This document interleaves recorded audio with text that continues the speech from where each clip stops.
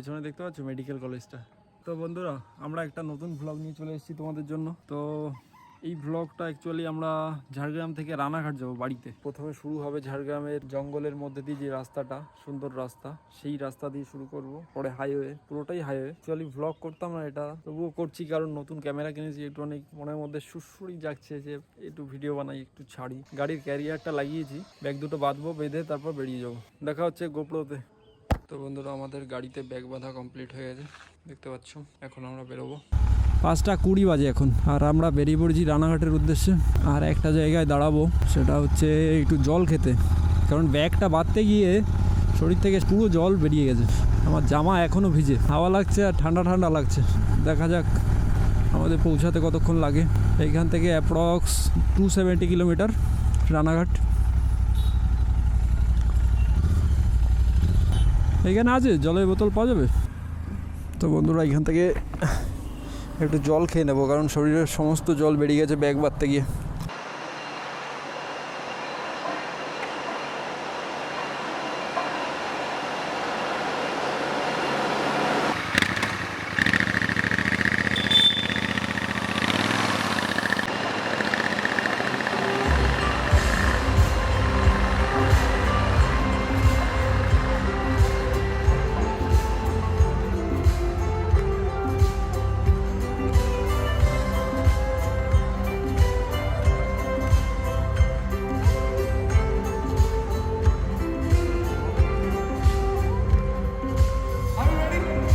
এইরকম রাস্তায় গাড়ি চালাতে হবে, আর কানে হালকা সাউন্ডে অরিজিৎ সিং এর গান চলবে, দারুণ।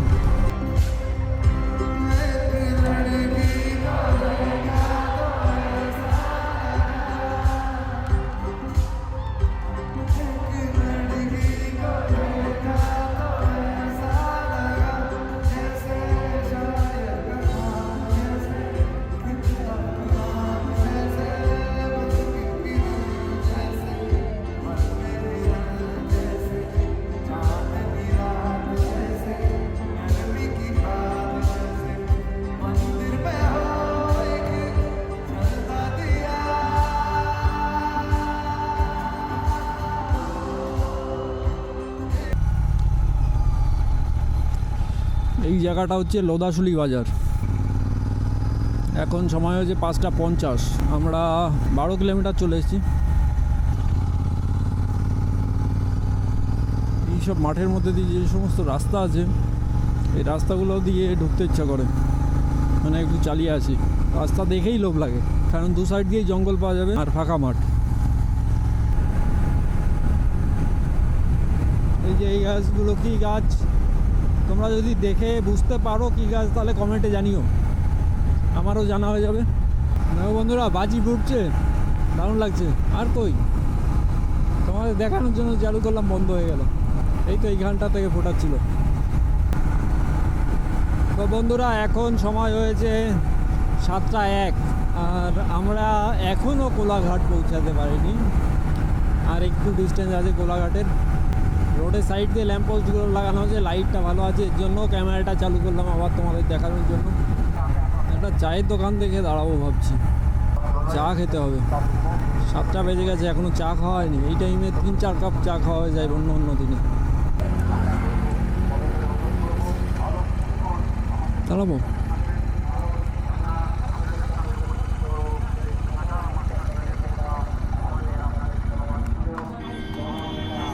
এখানে কোলাঘাটের একটু আগে আমরা দাঁড়িয়েছি একটা জায়গায় চা খাওয়ার জন্য। চা নিয়েছি, গরম, প্রচণ্ড গরম লাগছে। তো বন্ধুরা এখান থেকে চা চপ খেয়ে বেরোচ্ছি। এখন 7:22 বাজে ঘড়িতে। চলো বেরোনো যাক, এখনও অনেকটা পথ। এখন ঘড়িতে 7:20 বাজে, তার মানে আমাদের পৌঁছাতে এখনও 3 ঘন্টা তো লাগবেই। 10টা-11টা বেজে যাবে। অনেকটা কষ্ট কম হচ্ছে রাত্রে রাইড করার জন্য। দিনের বেলা রাইড যদি করতাম তাহলে অবস্থা খারাপ হয়ে যেত।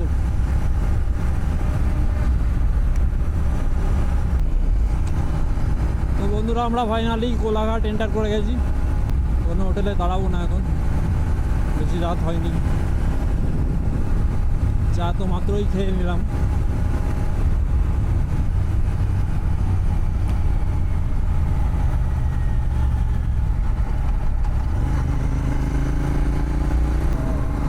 এখন আমরা কোলাঘাট ব্রিজটা পার হচ্ছি।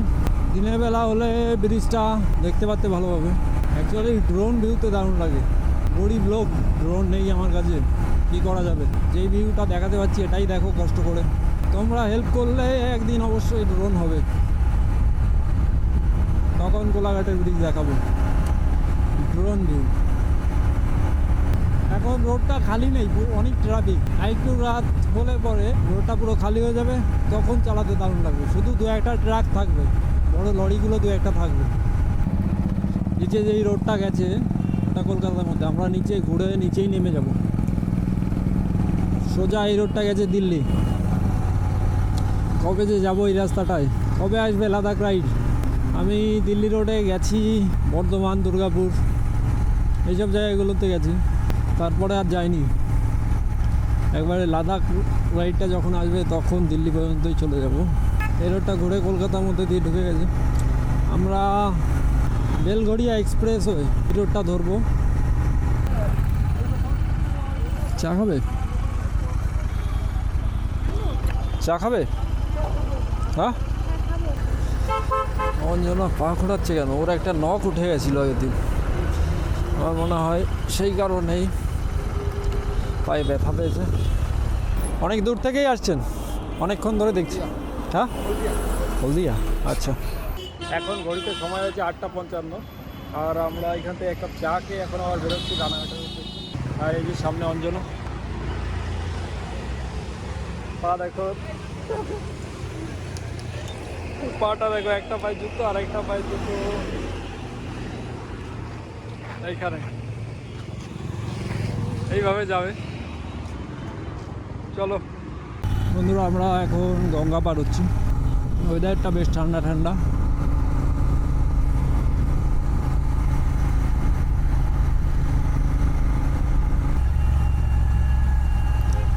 রাইট সাইডে ফ্লাইওভারটা চলে গেল এয়ারপোর্টের দিকে।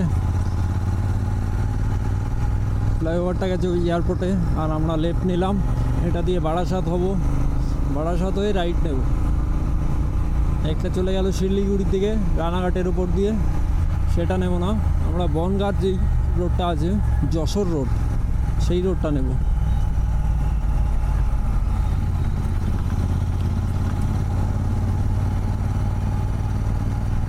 আমাদের রাইট সাইডে রয়েছে দমদম এয়ারপোর্টের রানওয়ে, রাইট সাইডটায়। এখন বাজে 9:27, আর আমরা মাত্র দমদম। আমাদের পৌঁছাতে 10:30 বেজে যাবে। মনে আছে 10:30 কি 11টা বেজে যাবে খুব সম্ভবত। এই থেকে থেকে জ্যাম হলে যা বিরক্তি লাগে।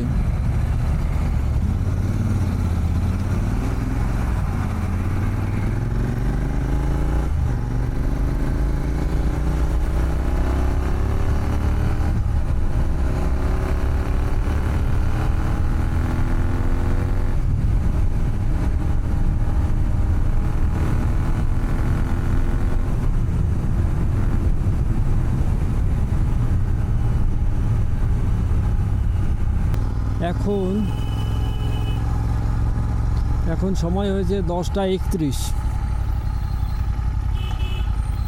আর এখন আমরা অশোকনগর বাজার ক্রস করলাম, হাবড়া বাজারে ঢুকছি।